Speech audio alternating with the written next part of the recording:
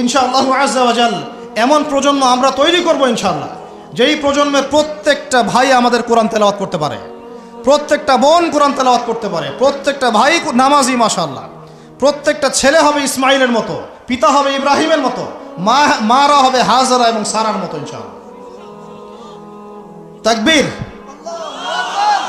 ইনশাআল্লাহ জোরে বলেন ইনশাআল্লাহ। আমরা এমন প্রজন্ম গড়ব ইনশাআল্লাহ, যে প্রজন্মের এক একটা ছেলে হবে ইসমাইলের মতো, এক একটা পিতা হবে ইব্রাহিমের মতো, এক একটা মা বোন হবে হাজারার মতো ইনশাআল্লাহ, সারা আলাইহিস সালামের মতো। আপনি 10টা বাচ্চা না নিয়ে একটা বাচ্চা নেন, ওই একটা বাচ্চাকে আপনি খালিদের মতো বড় করেন। একটা মেয়ে আপনি মানুষ করেন আয়েশা রাদিয়াল্লাহু আনহার মতো। একটা স্ত্রী নেন, আপনি একটা স্ত্রীকে আপনি খাদিজার মতো বানান ইনশাআল্লাহ। একটা প্রজন্ম আমাদেরকে গড়ে দেন। একজন দায়ী, একজন বক্তা, একজন আলেম, 10 জন আলেম, একটা সরকার কিচ্ছু করতে পারবে না যতক্ষণ না আপনারা পরিবর্তন হচ্ছেন। আপনাদেরকে পরিবর্তন হতে হবে। আমি এখানে জোরে গলায় কথা বলে গরম গরম বক্তব্য দিয়েও কিছু করতে পারবো না। আপনাদের সবাইকে পরিবর্তন হতে হবে, আমাদের সবাইকে পরিবর্তন হতে হবে। আজকে থেকেই 5 ওয়াক্ত নামাজি হয়ে যান, আল্লাহ তৌফিক দান করেন। কোরআন হাতে থাকবে সব সময়, যখনই সময় পাবেন কোরআন তেলাওয়াত করবেন। কোরআন আপনাকে আল্লাহর দিকে নিয়ে আসবে ইনশাআল্লাহ। সুন্নত থাকবে চেহারা থেকে শুরু করে, দাড়ি ছেড়ে দেন, টাকটুর উপরে কাপড় উঠান। রিজিকের মধ্যে হারাম থাকলে ছেড়ে দেন, সুদ থাকলে ছেড়ে দেন, ঘুষ থাকলে বাদ দেন। যদি কারো সম্পদ অন্যায়ভাবে নিয়ে থাকেন, আজকে তওবা করে সে সম্পদ ফিরাই দিয়ে আসেন। লজ্জার কিচ্ছু নাই, গিয়ে বলবেন ভাই আমি ভুল করেছিলাম, বুঝি নাই, জানি নাই, তোমার সম্পদ অন্যায়ভাবে নিয়েছে, ভাই তুমি নিয়ে নাও। আপনার মর্যাদা আল্লাহ বাড়াই দিবে ইনশাআল্লাহ। আল্লাহ আপনাকে আসমান থেকে বেহিসাব রিজিক দিবে ইনশাআল্লাহ। যে বোন পর্দা করছো না, আজকেই পর্দা ধরো ইনশাআল্লাহ। যারা পরিবারের প্রতি শিথিল, পরিবারের প্রতি কঠোর হন, আপনার সন্তানের প্রতি কঠোর হন, ভাইয়ের প্রতি কঠোর হন। দেখেন আপনার ভাই গোপনে জেনা করছে কিনা, মেয়েটা গোপনে জেনা করছে কিনা। এই ফ্রি মিক্সিং ত্যাগ করেন, ফ্রি মিক্সিংয়ের সংস্কৃতি ত্যাগ করেন, মোবাইলের সেলফির সংস্কৃতি ত্যাগ করেন, শোডাউন আইওয়াশ এগুলো বন্ধ করেন, কিছু করার চেষ্টা করেন আল্লাহর জন্যে। আল্লাহ পাক সবাইকে তৌফিক দান করেন। যারা আমরা মাদ্রাসায় পড়ি, আমরা যারা মাদ্রাসায় টুকটাক যাওয়া আসা করি, আমাদের জীবনের উদ্দেশ্য যেন এমন না হয় যে একটা ইমামতি হলেই বাস কাম খালাস। না, একটা ইমামতির জন্য আল্লাহ আপনাকে সৃষ্টি করেন নাই। একটা বই লিখেছি বাস অনেক কিছু হয়ে গেছে, একটা মাদ্রাসা প্রতিষ্ঠা করেছি বাস অনেক কিছু করে ফেলেছি, এমনভাবে কখনো চিন্তা করবেন না। স্বপ্ন বড় করেন, লম্বা স্বপ্ন দেখেন, দীর্ঘ স্বপ্ন দেখেন, বাইতুল মুকাদ্দাস পর্যন্ত স্বপ্ন নিয়ে যান। আল্লাহ তৌফিক দান করেন। আর আমরা কোনো বিচ্ছিন্ন জনগোষ্ঠী না, আমরা একা একা কখনো আইন হাতে তুলে নিব না, ঠিক আছে? আমরা একটা পুরো জাতি করবো ইনশাআল্লাহ, ওই জাতিগতভাবে আমরা এগিয়ে যাবো ইনশাআল্লাহ। আল্লাহ পাক আমাদের প্রশাসনকে হেদায়েত দেন, সরকারকে হেদায়েত দেন, আম জনগণকে হেদায়েত দেন, মা বোনদেরকে হেদায়েত দেন, যুবক ভাইদেরকে হেদায়েত দেন। আর আমাদের এক একটা বাচ্চাকে আমরা আবু উবাইদার মতো বড় করবো ইনশাআল্লাহ, ইনশাআল্লাহু আযজা ওয়া জাল। আল্লাহ রাব্বুল আলামিন আমাদেরকে বলছেন ওয়াল আসর, হে মুমিনরা সময়ের কসম করে বলছি, আমি আল্লাহ সময়ের কসম করে বলছি। সময়ের কসম কি বুঝি ভাই? সময় আমাদের জীবনের সবচেয়ে ইম্পর্টেন্ট জিনিস। আল্লাহ পাক অহেতুক কোনো বিষয় শপথ করবেন না তো। আল্লাহ পাক যখন কোনো কিছুর কসম করেন, সবচেয়ে শ্রেষ্ঠ বিষয়ের কসম করেন। তাহলে আমাদের জীবনের সবচেয়ে শ্রেষ্ঠ বিষয় কি? আরো জোরে বলেন। এই সময়টা আপনি একটু ঠান্ডা মাথায় বাসায় গিয়ে চিন্তা করেন। আজকে আদনান ভাই ওয়াজ করে গেছে, আমি একটু চিন্তা করি, আপনার আমার হায়াত সর্বোচ্চ হয়তো 60-70 বছর, আরও হয়তো আল্লাহ বাড়াই দিলে 100 বছর, এর বেশি গড়াইও আমাদের নাই, আছে? এখন আপনার বয়স কত? কারো 20, 25, 30, 40, 50, ঠিক না? ঠিক। এখন আপনি বাসায় গিয়ে চিন্তা করে দেখেন, যদি আমাদের হায়াত হয় 60 বছর, আল্লাহ আমাদেরকে যেন দীর্ঘ নেক হায়াত দারাজ করে না, আমিন। আমাদের ভাইদেরকে, বোনদেরকে, ওলামায়ে কেরামকে, আমাদের নেতাদেরকে, সবাইকে আল্লাহ পাক দীর্ঘ নেক হায়াত দারাজ করেন। এখন কথা হচ্ছে, যদি ধরে নেই যে আমাদের হায়াত 60 বছর, আপনার আমার বয়স থেকে কিন্তু 30, 40, 50 বছর অলরেডি চলে গেছে।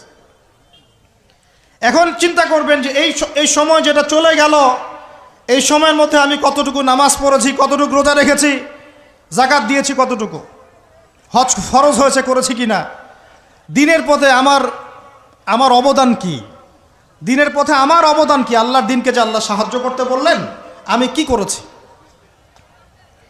এই চিন্তাটুকু বাসায় গিয়ে করেন, এর সাথে এই চিন্তাটাও করেন যে এই 30, 40, 50 বছরে আমরা গোনা করলাম কতগুলা, কতদিন নামাজ পড়ি নাই, কতদিন রোজা রাখি নাই, কতদিন সুদ খাইলাম, কতগুলো মেয়ের সাথে আমার সম্পর্ক ভাই, কতগুলো ছেলের সাথে আমি টাঙ্কিবাজি করি, দেবর ভাবি, এখন দেবর ভাবি, তারপর শালিদুল্লাহ ভাই, পরকিয়া কত কি চলতেছে। এখন মানুষ লিঙ্গ পর্যন্ত পরিবর্তন করে, নাউজুবিল্লাহ। জেনা, সুদ আর ঘুষ আর ব্যভিচার আর অশ্লীলতার সয়লাভ চলতেছে আমাদের শহরগুলোতে। এই শীতকালের মৌসুম বিভিন্ন জায়গায় ধুম ধারাক্কা গান বাজতেছে, দেখেন না আপনারা, শোনেন। যখন মানুষ বকধার্মিক হয় তখন সমাজটা এরকম হয়। আপনি মনে করছেন নামাজ তো আমি 5 ওয়াক্ত পড়ি, আমার তো কোনো সমস্যা নাই, রোজা তো আমি রাখি, কোনো সমস্যা নাই, সৎ কাজে আদেশ তো করতেছেন, অসৎ কাজের কোনো নিষেধ নাই, তখন সমাজটা কেমন হবে জানেন? সমাজটা হবে এমন, মসজিদে নামাজও হবে, পাশে পিকনিকের এরকম ঢোল তবলা বাজবে। কারণ সৎ কাজে আদেশ তো আপনি করছেন, অসৎ কাজে নিষেধ নাই। সমাজ পরিবর্তন হবে তখনই যখন সৎ কাজের আদেশের সাথে সাথে বলেন অসৎ কাজে নিষেধও থাকবে। অমুসলিমরা কি করে করুক ওইটা দেখার দায়িত্ব আমাদের না। মুসলমানের সন্তানরা যেন কখনো এরকম ঢাকঢোল না পিটায়, সারা রাত জেগে এগুলা করবা, মানুষের ঘুম নষ্ট, হার্টের পেশেন্ট আছে, এইটা আছে ওইটা আছে। সামাজিক প্রতিবাদ করবেন, একদম সামাজিকভাবে প্রতিবাদ করবেন। এগুলো বন্ধ না করতে পারলে আমাদের সমাজের নূর নষ্ট হয়ে যাবে। এখন যে কথাটায় আসেন, এই 60-70 বছরে কত পাপ করেছে হিসাব নাই। এই পাপগুলো লিস্ট করেন, দেখেন চোখ দিয়ে পানি ঝরতে থাকবে। আমার কথায় নারাজ হচ্ছেন? এই পাপগুলো লিস্ট করেন, চোখ দিয়ে পানি ঝরবে, আল্লাহ আমাদেরকে মাফ করে দেন। সবাই বলি আমিন। কত কবিরা গুনাহ হয়েছে, কত সগীরা। তবে সন্তুষ্টির কথা এটাই, যদি এটা উপলব্ধি হয় যে না ভুল হয়ে গেছে, আপনি ওযু করে আসেন, 2 রাকাত নামাজ পড়েন, আল্লাহর কাছে ইস্তেগফার করেন, বলেন আস্তাগফিরুল্লাহ আল্লাযী লা ইলাহা ইল্লা হুয়াল হাইয়ুল কাইয়্যুম ওয়া আতুবু ইলাইহি। আল্লাহ পাক এক মুহূর্তে আপনার সব পাপ তো মাফ করে দিবেনই, সব গুনাহকে নেকি দিয়ে পরিবর্তন করে দিবেন ইনশাআল্লাহ। এখন শোনেন, সময়ের কসম বলতে আল্লাহ কি বুঝিয়েছেন ভাই আমার সাথে বলেন?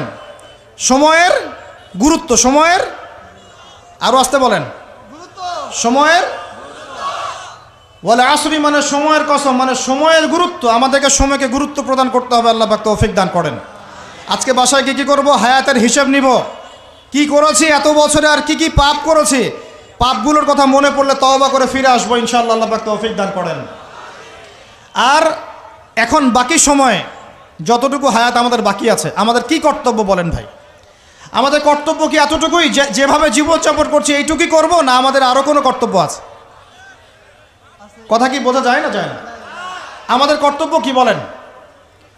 1 নাম্বার, আমরা নিজেরা আগে আল্লাহ পাকের কোরআন এবং নবীর সুন্নতের উপর আমল করব ইনশাআল্লাহ, রাজি আছি? 2, আমাদের পরিবারকে এর উপরে প্রতিষ্ঠা করব ইনশাআল্লাহ, রাজি আছি? 3, আমাদের সন্তানদেরকে কোরআন সুন্নাহ অনুযায়ী বড় করব ইনশাআল্লাহ, রাজি আছি? 4, আমাদের অর্থনীতি হবে হালাল কোরআন সুন্নাহ ভিত্তিক, রাজি আছি? 5, আমাদের শিক্ষা হবে কোরআন সুন্নাহ ভিত্তিক, রাজি আছেন? আমাদের সামাজিক যে সিস্টেম এটা হবে কোরআন সুন্নাহ ভিত্তিক, রাজি আছেন?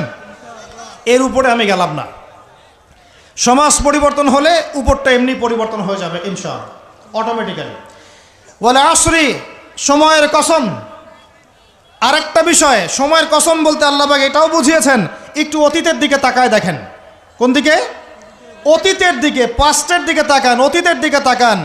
যুগ যুগ ধরে একটা সুন্নতের দিকে আপনি তাকান, যে পৃথিবীর শুরু থেকে কিয়ামত পর্যন্ত আল্লাহ পাকের একটা সুন্নত আছে। আল্লাহর সুন্নত কি?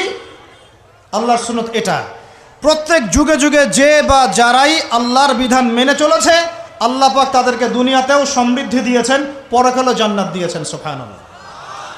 আর দুনিয়াতে প্রত্যেক যুগে যুগে যে বা যারাই আল্লাহর বিধান মানে নাই, রাসূলের বিধান মানে নাই, আল্লাহ দুনিয়াতে লাঞ্ছিত করেছেন, পরকালে জাহান্নাম দিয়েছেন। বলেন নাউজুবিল্লাহ। আমার কথা বুঝতে পারলেন ভাই? আরও একবার রিপিট করছি, আল্লাহর সুন্নত কি? আল্লাহর সুন্নত হচ্ছে প্রত্যেক যুগে যুগে যে বা যারাই আল্লাহ এবং তার রাসূলের বিধান মেনে চলেছে, আল্লাহ দুনিয়াতেও সুখী করেছেন, পরকালেও জান্নাত দিয়েছে। প্রত্যেক যুগে যুগে যে বা যারাই দুনিয়াতে আল্লাহ এবং তার রাসূলের বিধান মেনে চলে নাই, দুনিয়াতেও লাঞ্ছনা, পরকালেও বলেন লাঞ্ছনা। এখন একটা এক্সাম্পল দেই, নূহ আলাইহিস সালামের যুগ দেখেন, যারা আল্লাহর বিধান মেনেছে আল্লাহ নাজাত দিয়েছেন, মানে নাই ডুবিয়ে মেরেছেন, ঠিক আছে কথা। মূসার যুগ দেখেন আলাইহিস সালাম, আল্লাহর বিধান মেনেছে, বনু ইসরাইলকে নাজাত দিয়েছেন, মানে নাই ফেরাউনকে ডুবায় মেরেছেন। দেখেন আপনি শুআইবের কওমকে দেখেন, শুআইব আলাইহিস সালামের কওম, কওমে মাদিয়ান, আল্লাহর বিধান মেনেছে, যারা আল্লাহ পাক নাজাত দিয়েছেন, মানে নাই ভূমিকম্প দিয়ে ধ্বংস করেছে। কওমে লূত, কিছু মানুষ বিধান মেনেছে, আল্লাহ নাজাত দিয়েছেন, মানে নাই আল্লাহ রব্বুল আলামিন লূত আলাইহিস সালামের কওমকে একদম আসমানে উঠিয়ে পাথর নিক্ষেপ করে থেতলা করে আবার উল্টা দিকে দাফন করে দিয়েছেন, নাউজুবিল্লাহ। এদের পাপ ছিল, এটা সমকামী ছিল, সমকামী, যে সমকামিতা এখন ছড়িয়ে পড়ছে আপনাদের মধ্যে, নাউজুবিল্লাহ। আল্লাহ পাক আমাদেরকে হেফাজত করেন। একইভাবে নবী সাল্লাল্লাহু আলাইহি ওয়াসাল্লামের যুগ তাকান, এই যে আবু জেহেল, আবু লাহাব, উতবা, শাইবা, রাবিআ, এরা আল্লাহর বিধান মানে নাই, আল্লাহ ধ্বংস করেছেন। আবু বকর, ওমর, ওসমান, আলী রাদিয়াল্লাহু আনহু আজমাইন, তারা মেনেছেন, আল্লাহ দুনিয়াতে সমৃদ্ধি দিয়েছেন, পরকালে জান্নাত। বুঝাতে পারলাম কি ভাই? বলে আসরি মানে কি বুঝাতে পারলাম? আল্লাহ পাক এই সময়ের কসম করে বলছেন, হে মানুষ শোনো, ইন্নাল ইনসানা লাফি খুসর, সমস্ত মানুষই ক্ষতির মধ্যে আছে, বলেন নাউজুবিল্লাহ। এখানে আল্লাহ পাক একদম আমভাবে সবাইকে বলছেন, সবাই ক্ষতির মধ্যে আছে। মানুষের ক্ষতি কয় প্রকার? আমার সাথে বলেন, মানুষের ক্ষতি দুই প্রকার। কয় প্রকার? মানুষের ক্ষতি কয় প্রকার? এক ইহকালীন ক্ষতি, দুই পরকালীন ক্ষতি। এক ইহকালীন ক্ষতি, দুই পরকালীন ক্ষতি। ইহকালীন ক্ষতি কি? ইহকালীন ক্ষতি হচ্ছে সূরাতুল রুমের এই আয়াতটা। আল্লাহ পাক বলছেন, বা'দা আউযু বিল্লাহি মিনাশ শাইতানির রাজিম, যাহারাল ফাসাদু ফিল বাররি ওয়াল বাহরি বিমা কাসাবাত আইদিন নাস। আল্লাহ পাক বলছেন, জলে, জলে মানে পানিতে, এবং স্থলে মানে এই যে জমিনে, জলে এবং স্থলে যত বিপর্যয়, অরাজকতা, এই যে আপনারা দেখছেন ফাসাদ, ফিতনা যে ছড়িয়ে পড়ছে, এগুলো মানুষের হাতের কামাই, মানুষের হাতের কামাই। বনভূমি উজাড় করেছে কে? জিন না মানুষ? বলেন। এই পরিবেশ নষ্ট করেছে কে? জিন না মানুষ? বলেন। খাবারে ভেজাল দিয়েছে কে? জিন না মানুষ? অর্থনীতির মধ্যে সুদকে ঢুকিয়েছে, জিন না মানুষ? এই বেপরদামি, জেনা, মাদক কে ছড়িয়েছে? জিন না মানুষ? নামাজ কালাম ছেড়ে দিয়ে পাবজি, ফ্রি ফায়ার নিয়ে কে পড়ে আছে? জিন না মানুষ? বলেন, জিন না মানুষ? আল্লাহর বিধান বাদ দিয়ে শয়তানের বিধান চালু করেছে কে? জিন না মানুষ? যাহারাল ফাসাদু ফিল বাররি ওয়াল বাহরি বিমা কাসাবাত আইদিন নাস, জলে স্থলে যত বিপর্যয়, অরাজকতা, সমস্যা, এগুলো মানুষের হাতের কামাই, বলি নাউজুবিল্লাহ। আমরা যা করব তাই পাবো, আমরা যা করব তাই। মাদক খাচ্ছেন আপনি, আপনাকে ফলভোগ করতে হবে। সুদ খাচ্ছেন আপনি, আপনাকেই ফলভোগ করতে হবে। এই বেহায়ের মতো মেয়েরা চলছে, ওকেই দেখবেন ফলভোগ করতে হবে। মেয়ের সাথে হারাম সম্পর্ক করছেন, আপনাকে ফলভোগ করতে হবে। যে যে পাপ করবে তাকে তার ফল ভোগ করতেই হবে। আল্লাহ পাক আমাদেরকে হেফাজত করেন, মাফ করেন, আমিন। তাহলে মানুষের একটা ক্ষতি পেলাম, ইহকালীন ক্ষতি। কি ক্ষতি ভাই? আর দুই নাম্বার হচ্ছে পরকালীন ক্ষতি। পরকালীন ক্ষতি কেমন? এবার বোঝেন। এই যে আমরা নিশ্চিন্তে ঘুমাই, সারা জীবন 30, 40, 50 বছর নিশ্চিন্তে কাটাচ্ছি, কোনো ফিকির নাই, নিজের পরিবারের, সমাজের, রাষ্ট্রের, উম্মার কোনো ফিকির নাই, অথচ এই মানুষের সামনে অপেক্ষা করছে মৃত্যু। জি, আজকে থেকে 100 বছর পরে আমাদের মধ্যে কেউ থাকবে না পৃথিবীতে, এটাই সত্য। তারপরে আছে কবরের সওয়াল জবাব, তারপরে মিজান, এই ফুলসিরাত, পুনরুত্থান, জান্নাত, জাহান্নাম, এগুলো আমাদের সামনে অপেক্ষা করছে। আর সেই মানুষ নিশ্চিন্তে বসে বসে মেয়ের সাথে টাঙ্কি মারে। সেই মানুষ বাইক নিয়ে একটা মেয়েকে নিয়ে ঘুরছে, সেই মেয়ে একটা ছেলের সাথে চটপটি ফুচকা খায়। সেই লোক আল্লাহর বিধানকে সরাই দিয়ে শয়তানের বিধান চালু করা শুরু করলো। সেই ব্যক্তি সুদ খাচ্ছে, সেই ব্যক্তি ট্রান্সজেন্ডার এই মতামত প্রমোট করতেছে, হ্যাঁ, সেই ব্যক্তি শিক্ষার মধ্যে ইসলাম বিদ্বেষী বিষয় ঢুকাই দিল। অথচ এই মানুষের সামনে পরকাল অপেক্ষা করছে। একদম টেনে হিস্ট্রি আল্লাহ পাক সামনে নিয়ে দাঁড় করাবেন, দাঁড় করে জিজ্ঞাসা করবেন। তাহলে আমরা কত অপদার্থ, কত বোকা, আমরা কি বুঝতে পারছি ভাই? একটু বুঝতে পারছেন কি? আল্লাহ পাক সূরা আহজাবে এটাও কিন্তু বলেছেন যে ইন্নাল ইনসানা যালুমান জাহুলা। এর আগে আল্লাহ বলছেন মানুষ যে জালেম জাহেল, আমরা যে অপদার্থ, আল্লাহ পাক কি বলছেন শুনুন। আল্লাহ বলছেন ওয়ালাকাদ আরাদনাল আমানাতা আলাস সামাওয়াতি ওয়াল আরদি ওয়াল জিবাল। আমি ইসলামের এই আমানত, শরিয়াত, কোরআন হাদিসের এই যে আমানতটা, এটা আসমান সমূহকে দিতে চেয়েছিলাম, তোমরা কি নিবা? আমি জমিনকে দিতে চেয়েছিলাম, তোমরা নিবা?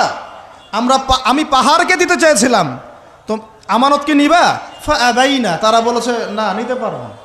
ওয়াশফাকনা মিনহা, তারা অক্ষমতা প্রদর্শন করেছে। ফাহামালাহাল ইনসান, মানুষ সেই আমানতটা কাঁধের মধ্যে বহন করেছে। আমরা সেই আমানত কি করেছি ভাই? কাঁধে বহন করেছি। আল্লাহ পাক বলছেন ইন্নাল ইনসানা যালুমান জাহুলা, মানুষ কত জালেম, মানুষ কত জাহেল। আমাদের সামনে পরকালীন এই কঠিন জবাবদিহিতা অপেক্ষা করছে। এরপরে আমাদের জীবনযাপন পদ্ধতি দেখলে মনে হয় যে আমাদের মধ্যে আর গরু ছাগলের মতো কোনো পার্থক্য নেই।